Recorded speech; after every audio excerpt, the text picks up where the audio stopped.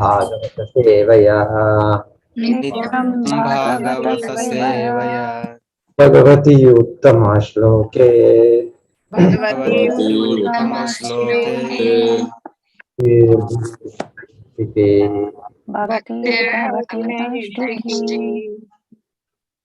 श्रीमद् भागवतम प्रथम स्कंदम 14వ अध्याయం यूट्यूब प्रभुजी ప్రభుజీ యూట్యూబ్ అని వస్తుంది ప్రభుజీ. యూట్యూబ్ స్క్రీన్ షేర్ వస్తుంది ప్రభుజీ. స్క్రీన్ షేర్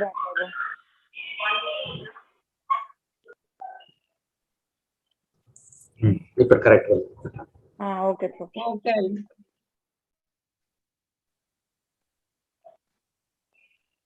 ప్రభుజీ కింద అంట నోటిఫికేషన్స్ ఉన్నది, క్లోజ్ చేయండి ప్రభుజీ. ప్రభుజీ సరిపోతుంది ప్రభుజీ.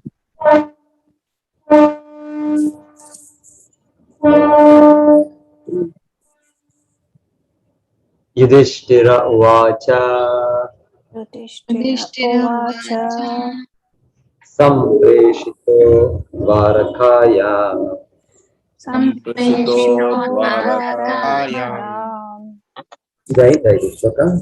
లేదు కాలేదు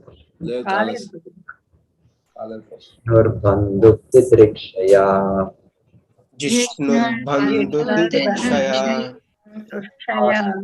ज्ञातुं च पुण्यश्लोकस्य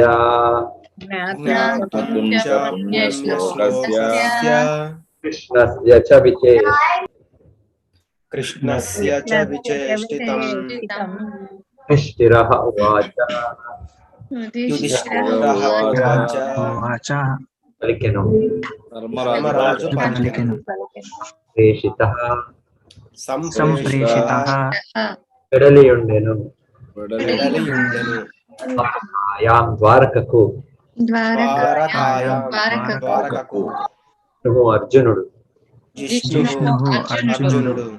స్నేహితులను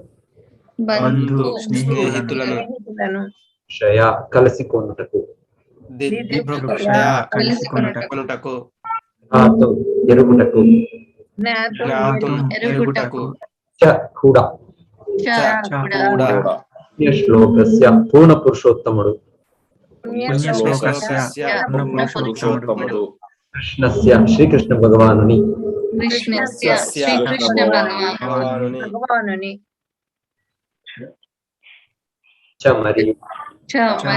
మరియు చేష్టితం కార్యక్రమమును ధర్మరాజు అనుజుడైన భీమసేనుడితో పలికెను. మిత్రులను కలిసి కొనుటకు పూర్ణ పురుషోత్తముడైన శ్రీకృష్ణుని కార్యక్రమం నెరగుటకు అర్జునుని నేను ద్వారకా నగరమునకు పంపి ఉంటిని. ధర్మరాజు అనుజుడైన భీమసేనునితో పలికెను. మిత్రులను కలుసుకున్నటకు పూర్ణ పురుషోత్తముడైన శ్రీకృష్ణుని కార్యక్రమం నెరగుటకు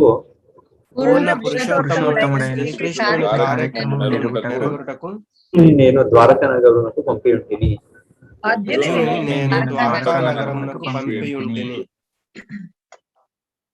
కథా సప్తాధునా మాసా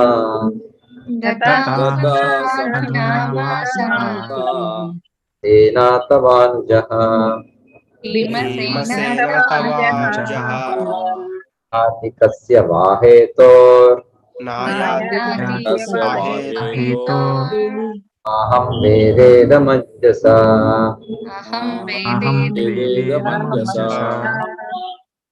గతాః వెడలి సప్త 7 అదున నేటికి ఆసాహ మాసములు భీమసేన ఓ భీమసేన నీ యొక్క సోదరుడు అది తిరిగి రాలేదు.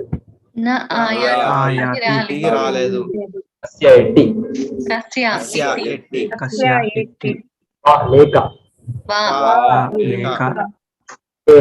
కారణం నేను అహం నేను వేద ఎరుగను వేద ఎరుగను ఈ ఇదం ఈ అంజస వాస్తవముగా అంజస వాస్తవముగా అతడు వెడలి 7 మాసములైనను ఇంకను తిరిగి రాలేదు. అచ్చట వాస్తవంగా ఏమి జరుగుతున్నదో నేను ఎరుగుతున్నాను. అతడు వెడలి అతడు వెడలి మాసములైనను 7 మాసములైనను తిరిగి రాలేదు. ఇంకను తిరిగి రాలేదు. ఇక్కడ వాస్తవంగా ఏమి జరుగుతున్నదో ఏమి జరుగుతున్నదో నేను నేను ఎరుగుతున్నాను. నేను ఎరుగుకున్నాను.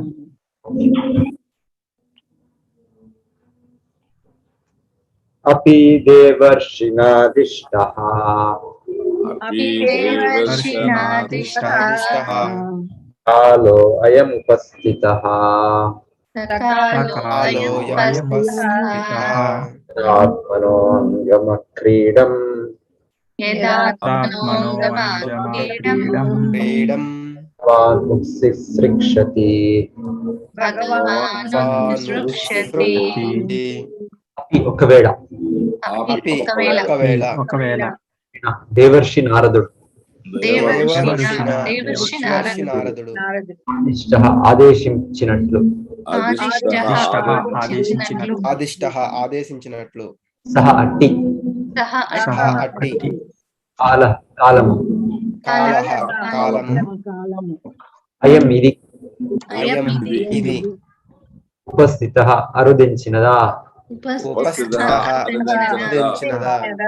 యదా ఎప్పుడు ఇప్పుడు మనః స్వీయ ఆత్మనః స్వీయ ప్రాణాంశ అంగం అంగం ప్రధాన ప్రధానాంశము ఆక్రీడం వ్యక్తీకరణం వ్యక్తీకరణము శ్రీకృష్ణ భగవాన్ శ్రీకృష్ణ భగవానుడు ఉత్సిసృక్షతి పరిసమాప్తి చెందించుట. పరిసమాప్తి చెందించుట. దేవర్షి నారదుడు సూచించినట్లుగా ఆ దేవదేవుడు తన భూలోక లీలలను పరిసమాప్తి చెందింప ఏమి ఆనందించినదా. దేవర్షి నారదుడు సూచించినట్లుగా దేవర్షి నారదుడు సూచించినట్లుగా దేవదేవుడు తన భూలోక లీలలను దేవదేవుడు తన భూలోక లీలలను సమాప్తి చెందింపనున్నాడా ఏమి పరిసమాప్తింపనున్నాడా ఏమి అరుదించినదా. ఆ సమయం అప్పుడే అరుదించినదా.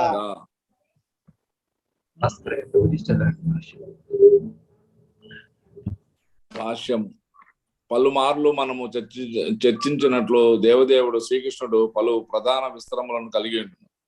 ఆ రూపములన్నీయును సమాన శక్తిమంతములై అయినను భిన్న భిన్న కార్యములను నునరించుచుండెను. భగవద్గీత యందు శ్రీకృష్ణ భగవానుని వివిధ ఉపదేశములు కలవు. అవన్నీయును ఆ దేవదేవుని భిన్న భిన్న ప్రధానాంశములకు లేదా అంశములకు సంబంధించినవై ఉన్నవి. ఉదాహరణకు భగవద్గీత యందు శ్రీకృష్ణుడు ఈ విధముగా పలికి ఉండెను.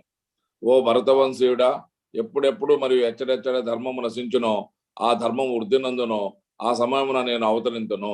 భగవద్గీత 4.7 శ్లోకంలో ఉన్నది.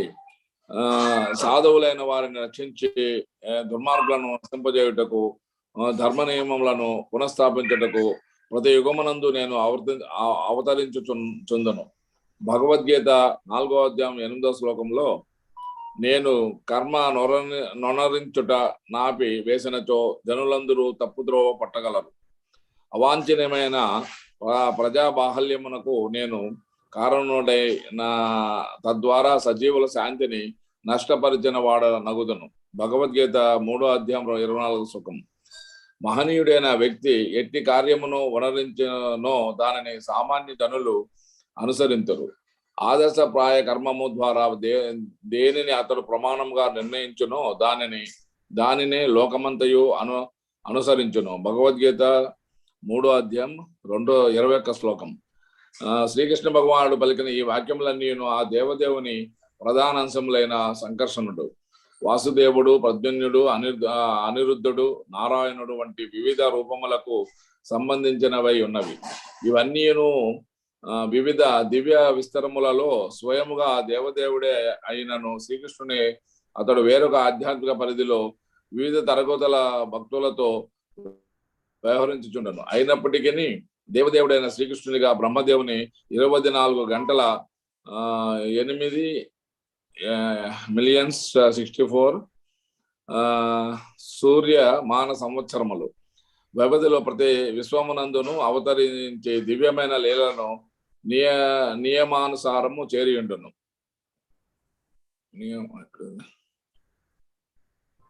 నియమానుసారం చేరియుండును ప్రదర్శించుచుండును. కానీ శ్రీకృష్ణుడు వాసుదేవుడు మొదలగు రూపముల నియమిత కర్మములు సామాన్య మానవకు అగమ్య గోచరముగా నుండును. శ్రీకృష్ణునకు అతని ఆధ్యాత్మిక దేహం గట్టి భేదము లేదు. అతని ప్రధానాంశములే వివిధములైన కర్మలను గావించుచుండును. కానీ ఆ దేవదేవుడు స్వయంగా కృష్ణుని రూపమును అవతరించినప్పుడు వివిధ ప్రధానాంశములు అచింత శక్తిమైన యోగమాయ ద్వారా అతని అందే చేరియుండును. కనుకనే బృందావన కృష్ణుడు మధురై అందరి శ్రీ కృష్ణునకు లేదా ద్వారకా వాసి అయిన కృష్ణునకు భిన్నమై ఉన్నాడు. అచింత శక్తి కారణమున విరాట్ రూపము కూడా అతని నుండి భిన్నమై ఉన్నది. కురుక్షేత్ర రణరంగమున ప్రదర్శింపబడిన విశ్వరూపము ఆ దేవదేవుని భౌతిక భావన పూర్ణ రూపమై ఉన్నది. కనుకనే వేటగానిచే బాణముతో కొట్టబడినప్పుడు తన నామమాత్ర భౌతిక రూపముని అతడు తేజించినట్లుగా మనము అవగతము చేసుకొనవలెను. శ్రీకృష్ణ భగవానుడు కైవల్యునిగా పిలువబడినాడు. తన నుండి సమస్తము సృష్టింపబడుతున్నందున అతని విషయమున ఆత్మ అనాత్మలకు భేదము లేదు. కనుకనే ఆ దేవదేవుని రూప పరిత్యాగమును లేదా వేరొక దేహ స్వీకారమును బట్టి అతడు కూడా సామాన్య జీవుడే అని భావం కాదు. యోగమాయ సమన్వితములైన ఆ కార్యములన్నీయును ఏకకాలమును సమానములను భిన్నములను అయ్యి ఉన్నవి. ఆ దేవదేవుని అంతర్ధానమును గురించి ధర్మరాజు చింతించుటనున్నది కేవలం ఒకనొక గనుడైన స్నేహితుని అంతర్ధామున చింతించుట వంటి ఇది మాత్రమే. ఏలయనగా అజ్ఞానులైన వారు తప్పగా తలుచు రీతి భగవానుడు ఎన్నడను తన దివ్యదేహమును విడనాడడు. అటువంటి అల్పజ్ఞానులను అతడే స్వయంగా భగవద్గీత యందు నిరసించి ఉన్నాడు. అటువంటి వారే మూడులు అనబడుదురు. కనుక భగవానుడు తన రూపమును తేజించినగా భౌతిక జగమందలి విరాట్ రూపమును వీడినట్లుగా ఆయా ధామములకు సంబంధించిన ప్రధాన అంశములను తిరిగి విడనాడని భావము. హరే కృష్ణ ప్రభు.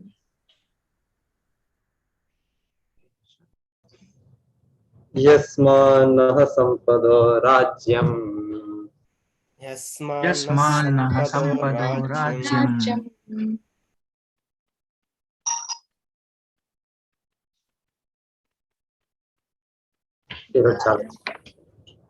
ఓమఘ్నాతిమిరాంధస్య జ్ఞానాంజనశలాకయ చక్షురున్మిలితం येन తస్మై శ్రీ గురవే నమః. నమో ఓం విష్ణుపాదాయ కృష్ణకృష్ణాయ భూతలే శ్రీమతే భక్తివేదాంత స్వామినితి నామినే. నమస్తే సారస్వతే దేవే గౌరవాణి ప్రచారిణే నిర్విశేష శూన్యవాది పాశ్చాత్య దేశతారిణే. जय श्री कृष्ण चैतन्य प्रभु नित्यानंद श्री अद्वैत गदाधर श्रीवासदि गौर भक्त वृंद. हरे कृष्ण कृष्ण कृष्ण हरे हरे हरे राम राम राम हरे हरे.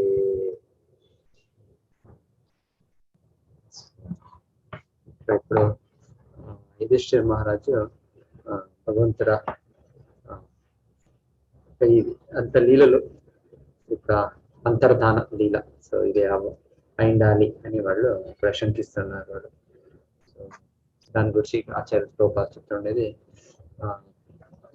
భగవద్గీత కృష్ణుడు చెప్పేది ధర్మ స్థాపనము తాను ఆదర్శ వ్యక్తిగా చేసేది. ఇదంతా భగవంతుడ నానా రూపాలు నానా విస్తరణలో ఈ పని చేసే రకం భగవంతుడు. వసుదేవ సంకర్షణ ప్రద్యుమ్న అనిరుద్ధ ప్రధానాంశ విస్తరణలు ఆమెగా చెప్పేది భగవంతుడే అవుతే కూడా భగవంతుడు ఇది అంశం విస్తరణాలు అచింత్య శక్తి భగవంతుడు శ్రీకృష్ణుడి అని చెప్తుంది. సో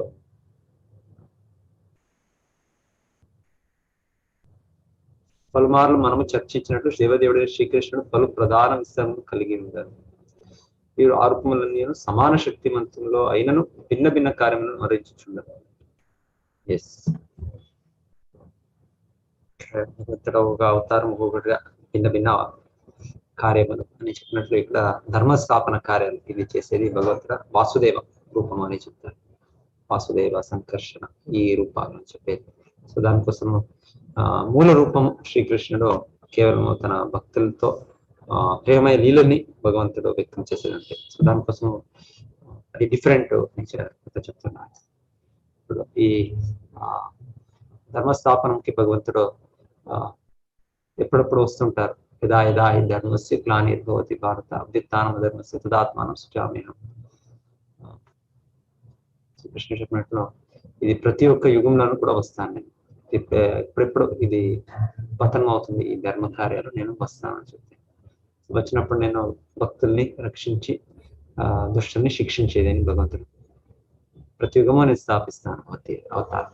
సో ఈ ప్రతి యుగము అనేది ఇది భగవంతుల విస్తరణలే, భగవంతుల అవతారాలే. పోతే ఇది వాసుదేవ ఇది వచ్చేది వాసుదేవ విస్తరణ, వాసుదేవ సంకృష్ణ అనిరుద్ధం. సో దాని ద్వారా భగవంతుడికి వచ్చే విస్తరణలు ఈ కార్యకలాపాలు చేసేది అని చెప్తారు.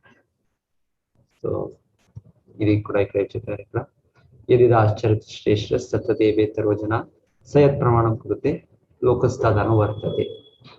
మహనీయుడైన వ్యక్తి ఎట్టి కార్యం వివరించడో దాన్ని సమానించడంలో అనుసరిస్తాడు. ఆదర్శప్రాయ కర్మ ద్వారా దేనిని అతడు ప్రమాణంగా నిర్ణయించడం దానిని లోకమంతి అనుసరించను. సో శ్రీకృష్ణ భగవాన్ పలికే వాక్యములన్నీ ఆ దేవదేవుని ప్రధానాంశములైన సంకర్షణుడు, వాసుదేవుడు, ప్రద్యుమ్నుడు, అనిరుద్ధుడు, నారాయణుడు వంటి విధములకు సంబంధించినవి ఉన్నవి. ఇవన్నీ వివిధ దివ్య విస్తారములో స్వయంగా ఆ దేవదేవుడే అయినను శ్రీకృష్ణునిగా అతడు వేరొక ఆధ్యాత్మిక పరిధిలో వివిధ తరగతుల భక్తులతో వివరించుచుండును. సో ఈ కృష్ణ రూపము బృందావనం, భగవంతుడి మూల రూపము అది చెప్పేది. అది భగవంతుడు తన కేవలం ప్రేమయ లీలలు అంటే భగవంతుడు చేసేది. భగవంతుడు ఈ వధించేది అదంతా చేయడు ఈ మూల రూపంలో అని చెప్తారు. ఇన్ఫాక్ట్ దానికి చెప్తారు వసుదేవ కృష్ణ సేమ్ టైం ముందు భాగవతంలో వస్తుంది. దేవకి పుత్రుడుగా అక్కడ జన్మించారు, అలాగనే యశోదమాయ పుత్రుడు కూడా జన్మించారు అని చెప్తారు. సో అది కృష్ణుడు యశోదమాయ పుత్రుడు కూడా ఇప్పుడు కూడా ఎల్లప్పుడు మనకి ఎక్కువగా కేవలం దేవకి పుత్రుడే. వసుదేవుడు దాన్ని ఎక్స్చేంజ్ చేస్తారు అని మేము వింటాం. లేదు చెప్తారు వాళ్ళు తీసుకొని వెళ్ళినప్పుడు రెండు కృష్ణాలు కూడా వాళ్ళు ఒకటై భగవంతుడి విస్తరణలే. సో భగవంతుడిది రెండు ఒకటైంది అని చెప్తారు. సో తర్వాత అక్రూరుడు మరలా కృష్ణుని కంస దగ్గర తీసుకొని వెళ్ళేటప్పుడు ఆ బృందావనం నుంచి మథురాకి అప్పుడు ఒకటి అదొక అక్రూర ఘాట్ అది వస్తుంది. అక్కడ చెప్తారు అక్కడ కృష్ణుడు తన బృందావన రూపం విడిచి ఆ బృందావన రూపం అక్కడ బృందావనంలోనే ఉంటుంది. సో బృందావనం పరిత్యజ్య పాదం ఏకం నా గచ్చతి అని చెప్తారు. భగవంతుడు మూల రూపం అది బృందావనం విడిచి బయట భగవంతుడు రాడు ఆ మూల రూపం. ఆ ఒక రూపంలోనే ప్రేమయ లీలలు భగవంతుడు ఆత్మీయ లీలలు చూపే. తర్వాత అక్రూరుడు తీసుకొని వచ్చింది వసుదేవ రూపమైన కృష్ణుడు. సో వాళ్ళు మరలా మథురా ప్రవేశించి కంసుడిని వధించేది, మరలా ద్వారకాలో లీలలు చూపేది అదంతా చెప్తారు. సో ఈ రకంగా భగవంతుడి ఈ బృందావన ఇది మూల రూపం అనేది ఇది భగవంతుడి మూల రూపము. ఇది చాలా ఆకర్షణీయమైన రూపం. ఇది ఒక సమయమే బ్రహ్మడు రోజులో వచ్చేది దాని చెప్తుండే. సో ఎనివే ఇది భగవంతుడ జన్మలీలాలు, భగవంతుడి కార్యకలాపాలు. తర్వాత అంత్యంగా భగవంతుడు అంతర్ధాన లీలలు. సో అది కూడా ఈ వేటగానితో భగవంతుడి అయింది. అది ఒక దివ్య లీలనే. సో భగవంతునికి ఏది కర్మం లేదు, అయితే కూడా భగవంతుడిది ఏమో వెనకాలి వాలీగా ఆ వ్యక్తి వేటగానిగా వచ్చేదన్నట్లు మరలా ఎవరు మనకి భగవంతుడి పైన నమ్మకం ఉండదు మనకి అవును ఇది కృష్ణుడు ఒక సామాన్య వ్యక్తి అని అనిపించేదని భగవంతుడు ఆ వేటగాని బాణంతో భగవంతుడికి స్పర్శించదు లేదు యాక్చువల్లీ భాగవతం స్పర్శించే మొదటే భగవంతుడు ఆ వేటగాడిని కూడా తన దివ్య రథం పైన కూర్చోబెట్టి భగవంతుడు తన ధామంకి వెళ్ళారు అని చెప్తారు. సో ఎనివే, సో ఇది భగవంతుడు ఒక ఇమిటేషన్ మెటీరియల్ బాడీ, భౌతికమైన ఒక నకలి దేహం సృష్టించి అది ఇక్కడే ఉన్నట్లు, సో తన దేహము అంత్యమైనట్లు భగవంతుడు చూపే ఒక లీల, మోక్షమ లీల అని చెప్తారు, అంతర్ధాన లీల. ప్రతి ఒక్కటి భగవంతుడు దివ్యమైనది. జన్మ కర్మ చమే దివ్యం ఏవం యోజానాతి తత్వత త్యక్త్వా జేహం పునర్జన్మ నైతి మామేతి సోర్జన. సో ఇది ప్రతి ఒక్కటి దివ్యమైనది, ఇది భౌతికమైన లీల కాదు ఇది. ఎవరైనా అది భౌతికం అని తెలుసుకుంటే కృష్ణుడు చెప్పేది అది ఒక మూర్ఖతనంలో అది అవుతుంది. అది అవజానంతి మామూఢ మానుషీం కర్మాశ్రితం పరం భావం అజానంతం తమం. భగవంతుడు చెప్పేది నా దివ్య స్వరూపము ఎరుగ్గా ఉన్నోళ్ళు ఇది నేను ఒక సామాన్య వ్యక్తి, నేను మనుజ రూపంలో అవతరించాను, నేను గుణ ప్రభావితుడైనాను. భగవంతుడిని ఎల్లప్పుడూ దివ్యమైన రూపము, దివ్యమైన దేహం, ఏది ఒక భౌతిక కల్మషంకి గురి అవ్వదు.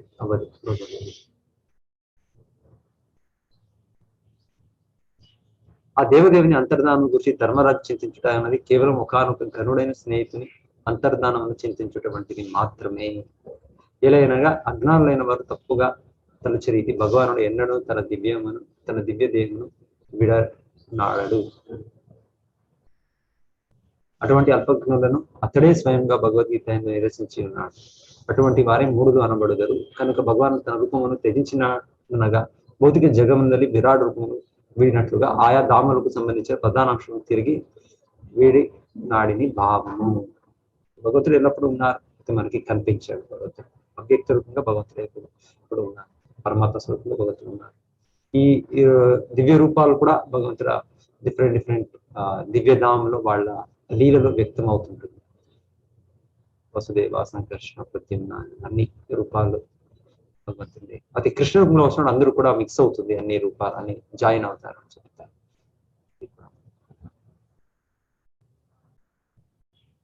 మాతాజీ నేను అడుగుతుంటే అదేమది ఆ 3 ప్రిన్సిపల్స్ ఉన్నారా మాతాజీ? వాణి మాతాజీ, హరే కృష్ణ మాతాజీ.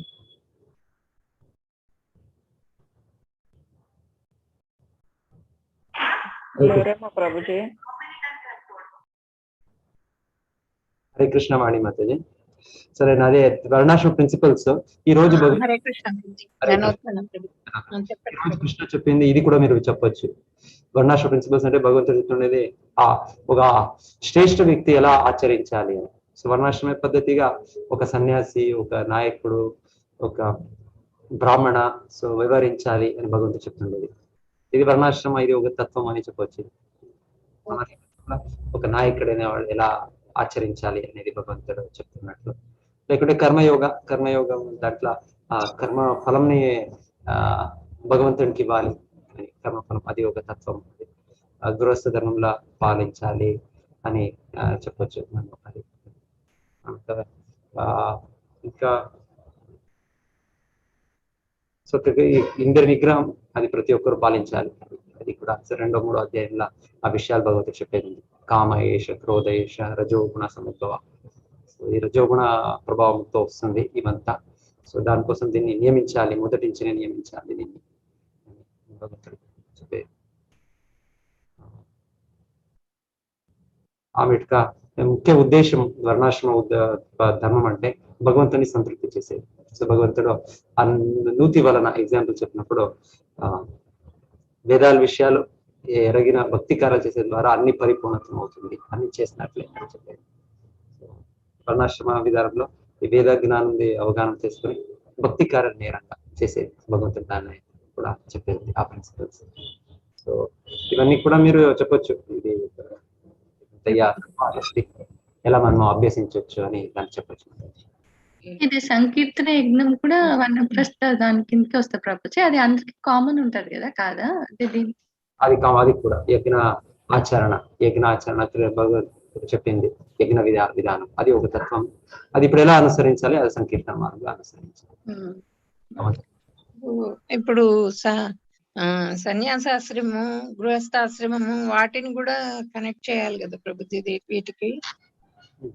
సో ఇది కర్మయోగం, కర్మ ఫలం త్యాగం అది ఎక్కువగా మనకి దీంట్లో వస్తుంది, గృహస్థ ఆశ్రమంలో వస్తుంది. అంటే వర్ణాశ్రమం అంటే మనకి వర్ణాలతో పాటుగా ఆశ్రమాలు కూడా వస్తాయి కదా ప్రభుజీ. ఇప్పుడు ఇష్టాల్లో ఆశ్రమాలంటే డ్రెస్సెస్ ఆ కోడ్స్ కూడా రాయాలా ప్రభుజీ మనం? అది కదా, ఇది అదే తత్వం ప్రిన్సిపల్ అంటే ఇది నాయకులు ఎలా ఉన్నారు, ఇది యద్యుదాచార్య శ్రేష్ఠ. సో అలాగా సన్యాసి ధర్మంలో పాలించేవాళ్ళు దాంట్లో ఆదర్శికంగా ఉండాలి అని అది చెప్పవచ్చు. లేకుంటే అలాగే ఎవరైనా బ్రాహ్మణను కూడా అంత వేరే వర్ణాలకి ఒక నాయకుడు, సో వాళ్ళు కూడా అది ఆదర్శ వ్యక్తిగా ఉన్నారు. అది కూడా ప్రిన్సిపల్ అవుతుంది. అంటే ఆచరించాలి ఈ సంకీర్తన యజ్ఞం ప్రతి ఒక్కరు ఆచరించాలి. సో సంకీర్తన యజ్ఞం ఆచరించేది గృహస్థులకి వాళ్ళు వాళ్ళ ఇంట్లో ప్రోగ్రామ్స్ చేయొచ్చు, వాళ్ళందరినీ ఇన్వైట్ చేయొచ్చు. సో వాళ్ళు ఎక్కువగా ప్రచారం చేయొచ్చు అని చెప్పొచ్చు దాంట్లో. లేకుంటే ఎవరు చేస్తున్నారో వాళ్ళకి సహకరించేది వాళ్ళతో. సో వాళ్ళు అది కూడా అప్లికేషన్ చెప్పొచ్చు. వెనకాల ఆ యజ్ఞాలు చేయాలి, ఇప్పుడు అది అవసరం సంకీర్తన యజ్ఞం చేయాలి.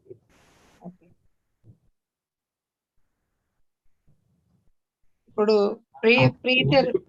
ప్రీచింగ్ చేస్తూ సన్యాసులేమో ప్రీచింగ్ ద్వారా ఇది చేయాలి.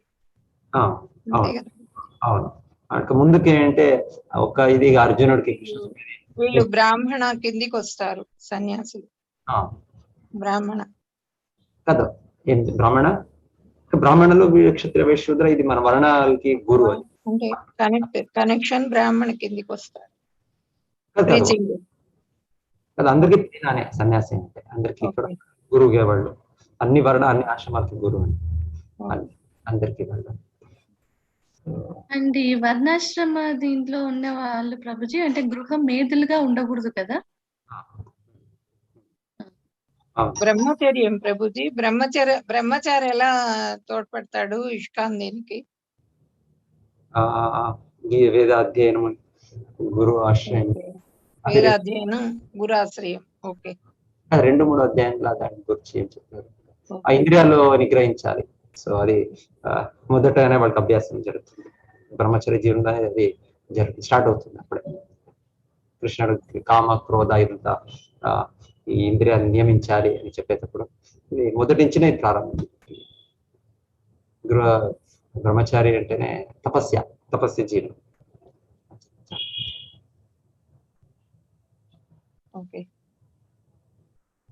ఆమెటిగా వనప్రస్థ కూడా తపస్య జీవనం.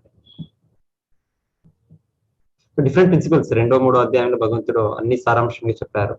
తన భక్తి కార్యాలు ఉత్తమము అని చెప్పేది, అన్ని వేదవాన్మయము మూలము లక్ష్యము తనని అవగాహన చేసుకునేది అని భగవంతుడు. ఇప్పుడు డ్రెస్ కోడ్ కూడా రాయాలా ప్రభుజీ వీళ్ళది? మనం ఇష్కాన్ లో డ్రెస్ కోడ్ అది రాయాలా? లేదు, అదంతా లేదు, అవసరం లేదు. ఓకే, ధన్యవాదాలు ప్రభుజీ. హరే కృష్ణ ప్రభుజీ. వీళ్ళకి అడగండి, మీరు కృష్ణవేణి మధ్య వాళ్ళు కూడా కోర్స్ చేస్తున్నారు, వాళ్ళకి కూడా ఒక టైం అడగచ్చు. మాతాజీని అడిగాను ప్రభుజీ, మాతాజీ మిమ్మల్ని కూడా అడగమని చెప్పారు. మిమ్మల్ని అడిగితే గనక ఇంకా బాగా చెప్తారు, అడగమని చెప్పారు ప్రభుజీ. మాతాజీని అడిగాను, మాతాజీ చెప్పారు. నేను కూడా రాశాను, వర్ణాల గురించి రాశాను.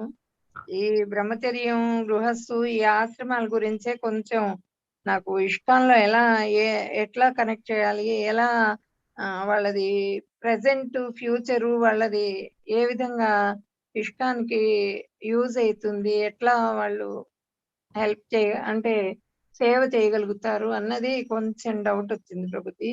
అందుకని చెప్పి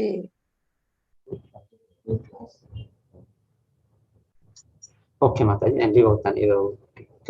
ఓకే, ధన్యవాదాలు ప్రభుజీ. హరే కృష్ణ. హరే కృష్ణ. ధన్యవాదాలు ప్రభు. హరే కృష్ణ. హరే కృష్ణ ప్రభుజీ. హరే కృష్ణ ప్రభుజీ. హరే కృష్ణ ప్రభుజీ. ధన్యవాదాలు. హరే కృష్ణ ప్రభుజీ. హరే కృష్ణ ప్రణాం ప్రభుజీ. హరే కృష్ణ. హరే కృష్ణ ప్రభుజీ.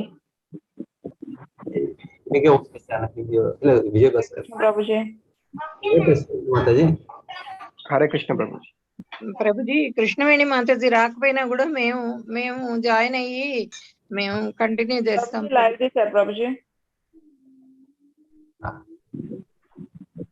పద్మాకి ఇచ్చేసేయండి ప్రభుజీ. విజయభాస్కర్ ప్రభుజీకి వెళ్ళండి ప్రభుజీ హౌస్ లో. వాళ్ళకి ఇస్తాం పర్వాలేదా? పద్మాకి ఇచ్చేసేయండి.